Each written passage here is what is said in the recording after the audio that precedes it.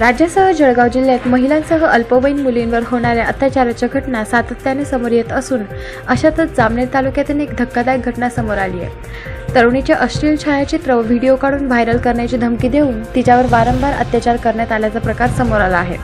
याबाबत चौघांवर पहूर पोलीस ठाण्यात गुन्हा दाखल करण्यात आला आहे। जामनेर तालुक्यातील एका गावात 20 वर्षीय तरुणी ही आपल्या परिवारासह वास्तव्याला आहे। सध्या ती शिक्षण घेत आहे। दरम्यान मंगलाकर उर्फ सुदाम कोळी, राहुल चौधरी, सतीश नाईक उर्फ चौहान, तिघे राहणार शेंदुर्णी आणि गणेश सोनोने राहणार मध्य प्रदेश या चौघांनी तरुणीला तिचे अश्लील फोटो आणि व्हिडिओ व्हायरल करण्याची धमकी दिली। येथील संशयित आरोपी सुदाम संभाजी कोळे याने पीडित तरुणीवर मार्च 2023 ते 18 ऑक्टोबर 2023 दरम्यान वेळोवेळी अत्याचार केला। तसेच राहुल चौधरी, सतीश नाईक, गणेश सोनोने यांनी पीडित तरुणीला अनवॉन्टेड गोळ्या देऊन सुदाम कोळी याला मदत करत होते। त्यांच्या विरोधात गुन्हा दाखल करण्यात आला आहे। दीपक राठोड यांचा रिपोर्ट DR न्यूज जळगाव।